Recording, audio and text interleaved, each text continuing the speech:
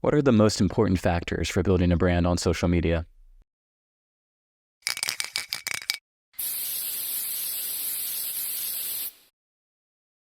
Hi, welcome to the Stratazine podcast, where I dive deep into social media each and every week.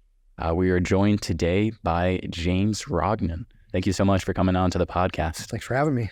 Now, James, you've been the creative director at PR Marketing. You've been the senior interactive art director at Cabela's, and you are currently currently a professor at BYU, Idaho. So you've been a little bit all around the market. Yeah. My first teaching gig. It's been fun. That's awesome. So kind of just thank you once again for coming on. We're just excited to be here and kind of pick your brain a little bit about social media and the industry. To kind of start off with social media, there's so many different platforms, and each platform is, its own unique interests and things that it caters to. Why do you think it's so important to understand how each social media platform works and differs from one another? Yeah. For me, that one, there's like the visual side of things, and then the content even side of things.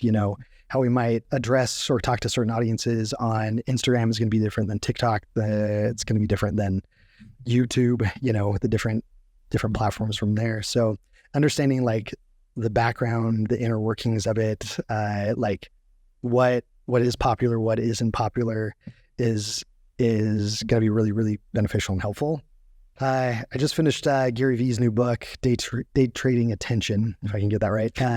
And, he talks about this a lot too, but that's kind of what social media is all about, capturing attention. And so if you're doing things that's not going to work on one platform, like you're never going to capture that attention, and then that becomes a waste of time, effort.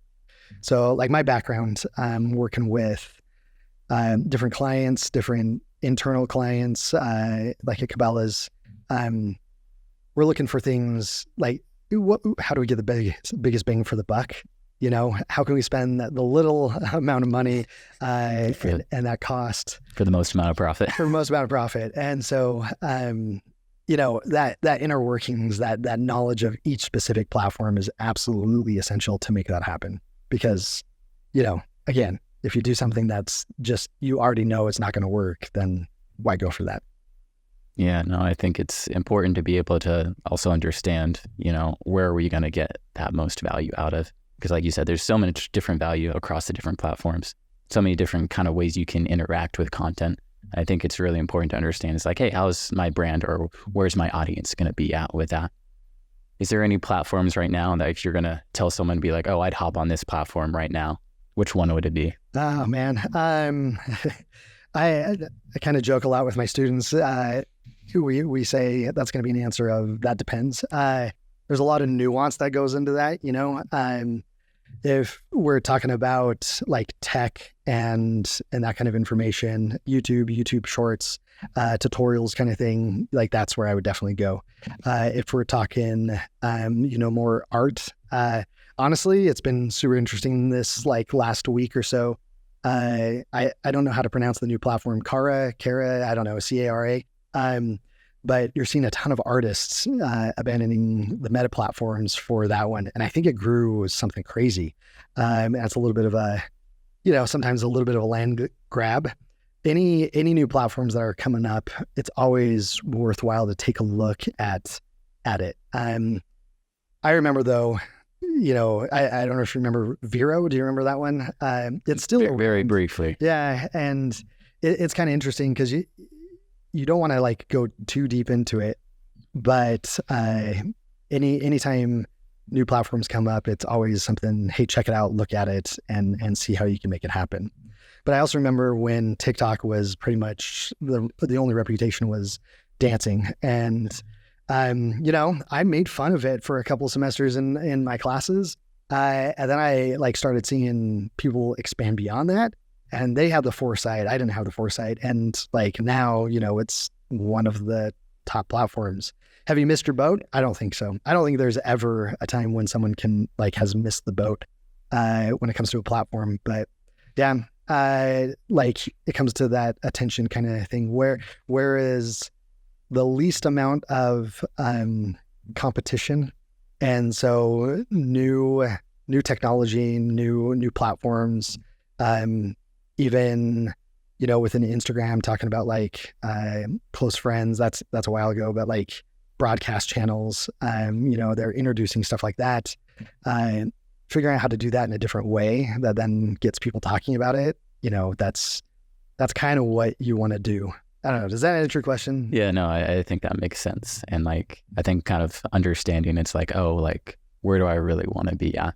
An understanding of like, hey, like, I think there's always early adopters when it comes to new social media platforms. Like you said, you were not an early adopter of TikTok. But I think being able to see which ones are going to kind of stand more the test of time, but also see the new value and insights that they provide. I know I kind of feel like sometimes each new platform, like it goes through like the Wild West every couple of years where they're like, oh, interface has completely changed or what they're focusing on has completely changed. So I think it really depends on, okay, where am I going to focus or where am I going to find my audience or how do I want to engage with my audience? Because there's so many different ways to engage with your audience depending on the platform. Sure. And to add an additional thought to that too, it's like, the audience here in the United States, Instagram feels like it's like, more of the front runner. But, outside of the States, how much is Facebook still there? Or even, now Facebook, they reintroduced Reels. Not reintroduced, they introduced Reels into it. And that's added a totally different layer and an ability to get more reach within Facebook, which previously had been pretty hard to get organic reach.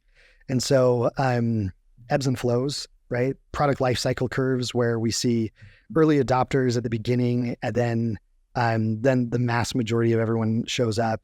Eventually that dies off, but it's the social media platforms, it's their responsibility to introduce new things to keep people coming back, right? And so that's where we can see for older platforms, areas of opportunities, younger platforms, just being on the platform is the area of opportunity kind of thing. So. Yeah, no, I think it's absolutely just fascinating to see how it ebbs and flows over time. Speaking of audience though, obviously your audience is one of your most main important factors on social media because if you don't have an audience, it's like who you're really catering to. Sometimes as a social media marketer or manager, you have to capture the attention of an audience that you're not really familiar with or that you're not really in that demographic for that audience that you're trying to gain. For you, what kind of questions do you go through in the creative process to kind of get yourself in that audience's mindset that you're not originally a part of? Yeah, I've done a lot of different things. It's been fun and interesting over the years. I feel like I talk about this a lot with employees that I've had in the past or students now, but most of the time we are not the audience for like whatever brand we're working for. I definitely wasn't like a full, like when I went to Cabela's, like a full hunter fisherman, like kind of vibe, right? I like to go hiking. I had helped my grandparents out a few times, like during harvest season and that kind of thing. But I've never done ice fishing. Still does not sound appealing to me whatsoever. But they had me do bow fishing one time, and we went out to the lake, tested it out because like that's what we were kind of working towards. So even getting into that sphere and that element, so we can understand who the audience is key. Personally, I love data, pulling information about, psychographics. I think is the number one thing that I look towards when it comes to understanding an audience. Demographics can really just tell you kind of the broad stroke of things, but psychographics is where we can really get into the mindset of who is our audience, what are they doing, what are they saying, or what do they need. So looking at psychographics, so like what do they value, hobbies, interests, what does that look like? But you got to go beyond just like, this person, like if we were looking at a thing that comes to mind is Ray-Ban sunglasses. Maybe they love to longboard. They love to, go to Southern California beaches and go longboarding down those walks. What does that actually say though about them? Like they love the chill, they love the freedom, they love that kind of overall vibe. And so it allows me to then create based off of that. Yeah. So understanding those psychographics, understanding kind of those behavioral modalities or decisions that they would make. And I had one other point, and now I lost it. Curse of afternoon podcast. So after that, so after looking at kind of data and information, typically I'll do some competitor analysis and that kind of stuff, and really go in and look at kind of how are they talking about things. And it's not necessarily like direct one-for-one product or topic or other things like that. It could be competitors when it comes to addressing specific audiences. And so who is that audience, understanding that on the whole. Then who else is talking to that audience? How are they talking to that audience? Is a typical other kind of, avenue that you go down. And personally, what I found is after doing that, it allows me to empathize a lot more. And then you got to constantly ask throughout the process. So this might be going beyond from what you were asking, but the creative process, then you got to go back to that audience, and you can't just assume that what you've done is the right way. You got to go test it a little bit, and doing small segments and testing that way has helped out. No, I think that's super interesting of how you bring up that point of not just a one-for-one competitor research, but looking at, how are they engaging? Who is also engaging with that audience? I don't think that's something I've ever really considered of like, these people for this brand, this is kind of the direction or general vibe that they're going for, but really focusing on it's like, how are they being communicated to? I think that also allows for opportunities to be like, we can approach this audience in a new way. Yeah. Because I think sometimes we get so used to be like, this competitor is very similar to mine, then I have to do basically what they're doing, just slightly better, Yeah. Or rather it's like, instead of having to do exactly what they're doing, how can we reinvent the wheel a little bit or look at it from a different angle? And so I think that's super fascinating. Even looking at what our competitors are doing and looking at, do we actually understand why it was successful? That's the other part that I think is the other half of that story, right? When we're looking at direct one-for-one competitors, like this went really well, instead of just copying it, like why did it go well? I think that provides more principles and insights to run with it in different ways, and can help us even further. So, yeah, no, thank you so much. You talked a little bit in your background of a lot of visual communication. And it's one of your strengths. From an article, this is an article titled 14 Best Colors for Marketing. It says the colors that are used when marketing to your audience make a huge difference. Also states that each color holds meaning and creates a psychological response in our brains. For you, when going through designs, especially visual designs for social media, do you ever think about the meanings behind each color and how that affects the colors that you use in your designs? Yeah, I would say I definitely do, to some degree. I'll throw that out there. I think color theory, and like this color means this, like one, that's going to change based off of culture, background, like all of those things, right? Even down to like generationally, like what was popular in my childhood. We had some friends talking about Saturday morning cartoons, and like every Saturday morning we would wake up and watch like Gummy Bears, which was a Disney Channel. I tried to make my kids recently watch that, and they lasted a whole, I don't even think they lasted the opening cutscene until they left the room. But some of that stuff, it calls nostalgia to it. And so if we're wanting more of that kind of overall vibe, you might bring some of that in, and it goes back to the audience, right? But for me, it becomes more of the overall vibe and how do colors play together, and what's the overall, when I say overall vibe, I mean like, do I want this to have energy? Do I want them to feel happy? Do I want them to, do I want to make this kind of darker, moodier, and like it feels more high end? And so I'll go that route if I have the latitude. Now, in my experience, most of the time, you're given kind of a color palette, like here's our brand colors, kind of stick to this. But for some content creation in the past, we did our own color palettes. So a great example of this one is I worked on an infographic for Goal Zero, and this was, oh man, I won't even try and do the dates, but it was like season 2 or 3 of The Walking Dead. We were timing it with the launch of that. And the piece of content was how to survive the zombie apocalypse. Goal Zero, they provide portable solar devices to charge like a bunch of, your phone, laptops, tablets, and so on. And we didn't stick to their color scheme. They had a really, really dark, well, not dark, a mix, like a black, I think it was a green and a yellow kind of color scheme to their brand. We went more brown and like a red to kind of give more of that, hey, it's zombies, blood, gore, guts, all that kind of stuff, and like everything in ruins. And so like a texture in the background. But our illustrations were really bright and vibrant. It did really well. Like it got picked up by, I think it was Mashable at the time. But it got picked up and it led to some success for our client. And so, sometimes ignoring that and going to what is going to help, again, that overall mood, vibe, or story is the most important part. But I don't typically get caught up on like, red means X, because that changes.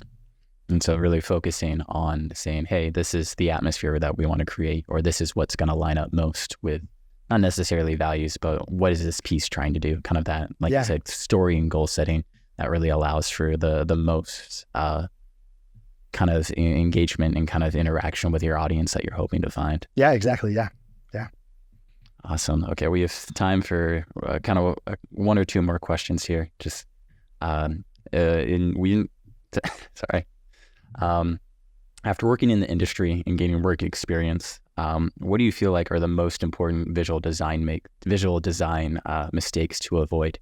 Kind of on that same principle, what do you think people that what are the mistakes that people make often when it comes to visual design, or that they sometimes cling on to a little bit too much? I want to be snarky and just say Canva, mic drop, and walk away. Honestly, though, what Canva is, what AI is, and what we're seeing like in the visual space, to be totally honest, I think that's the biggest thing. And what I mean by that and what it does is working off of templates, working off of things that have no feeling, have no, it's the point of a template is to be made for anyone to use.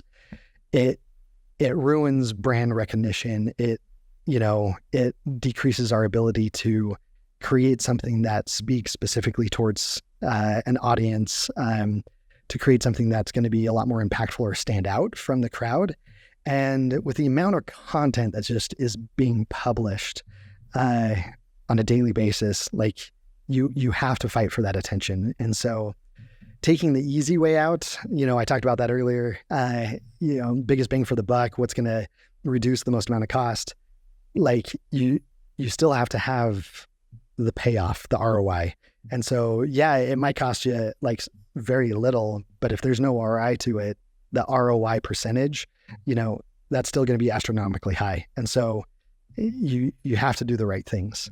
So when it comes to, I would always advise avoid templates, avoid stuff that just looks generic. And then the next couple of things, if we're going to get more nitty gritty on visual execution, layout design.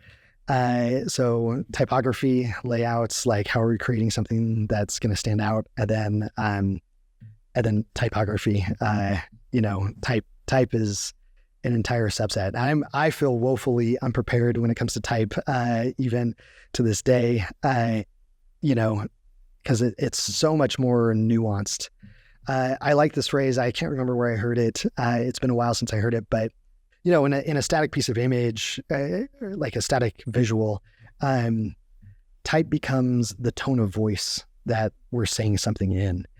And so it allows us to, do we want it to have a more Western vibe? Do we want it to, feel refined and kind of more modern?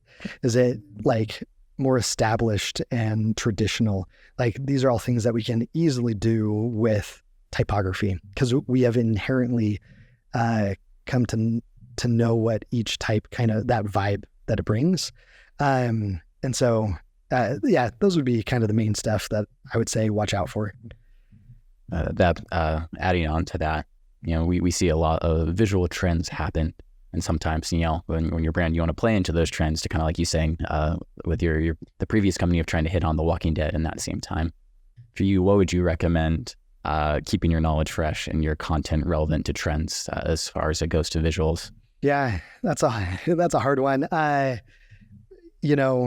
Consume, but don't just consume for, well, you got to do this. Like, you got to have like downtime and go out and, enjoy stuff. But even then, it's kind of funny. We were watching, I can't remember what movie, my wife and I, we've never seen this movie before. And like, as they were going through it, I was like, oh man, that would be super cool. That would be super cool. And stuff like that.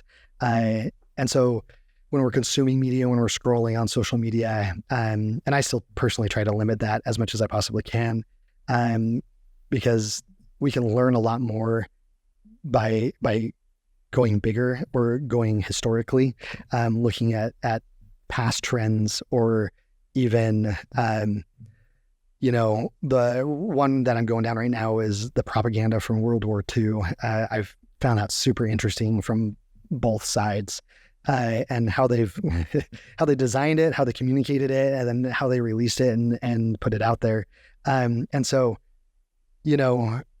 having that background, but then current trends, it's like when we're on social media, when we're engaging with our audience, when we're consuming content, what does it look like? What is top of mind? And then how can I use it? That's always the question, right? And then just one more to add is like, you got to be not vivacious. What's the word I'm looking for? You got to be voracious in your consumption of new knowledge and information. So trying to find whatever you possibly can and constantly trying to look for that. That's what I seem to help me a lot more. To kind of almost like scroll with a purpose. Yeah. Be like, hey, this is what I'm looking to find, but also taking observations of like, oh, this is happening, but also drawing from what's worked in the past. Almost kind of, it's essentially data analysis of the past of like, oh, this is what they did before, and kind of seeing if it could be brought to resurgence or shown in a different way. Yeah. And history repeats itself. You know what I mean? And so that's why I like looking at the past. Yeah. Well, that's all the time that we have for today, James. Thank you so much for coming on to the podcast. And thank you for all the listeners for tuning in, and join us next week on The Deep Dive.